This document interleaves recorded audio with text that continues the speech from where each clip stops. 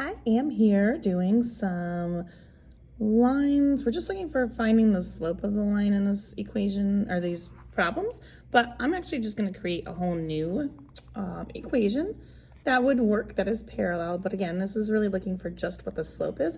So when we're talking about parallel lines, we are only talking about the number that is in front of x, so that is your slope, just that number. It's not the x as well. So just kind of a thing that people notice, I notice all the time in my classes, that the x is not part of the slope. So in this problem, y equals 3x plus 5, the slope of this is just 3. So when I'm looking for parallel lines, we'll do that one because that one's really easy. So parallel lines means that the slopes are the same, that the rate is the same as far as change, but the y-intercepts are different. So when you're writing an equation for a parallel line, it really doesn't matter what the y-intercept is as long as it's not the same, obviously same equation. So in this one, we're just looking for the parallel slope for this. The number here in the slope is 3. This is the one thing we have to work with. So the slope is 3. So a parallel line, the slope would also be 3. So you could write an equation like y equals 3x minus 7, and that would be a parallel line. And then the next one, we have negative 1/2. So our slope can be y equals negative 1/2. And if I want to write an equation with this, I could just say x, and then I could say like minus 3 or something like that. So when we're writing these, again, you're just focusing on just the parallel being the same slope. Now this one is not in the right format, so what I do need to do is move this around and get the y equals by itself. So I'm going to subtract 8x on both sides. That's going to leave me with 2y is equal to negative 8x plus 7.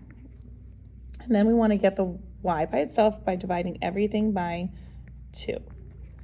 So this is going to cancel, leaving me with y equals, then negative 8 divided by 2 is going to be negative 4. So the slope for this is negative 4. And then we have 7/2 as the y-intercept. So if I wanted to write a parallel line for this, y equals, we'll go with negative 4 and then x. And we could just leave it like that. That's a parallel line. All right, looking at this next one, we're going to do this. Y is equal to negative 3. These ones are tricky because when you're looking at the y-axis, this one doesn't have a slope. So you go down to negative 3. So negative 3 may be down here. So your line would be basically like that. So any other y equals, just anything other than negative 3 would be considered. So this is no slope. So it's a 0 slope, I should say. And so an equation that would be parallel to that would be y equals, let's go with a positive 3. Then positive 3 would be up here, and it would be also flat, and it would be running parallel. And then this last one, negative 1/4 x. And so the slope on that is negative 1/4. So if I wanted to write another equation that's similar to that, that's parallel, I'm just going to put plus 1, and that would work.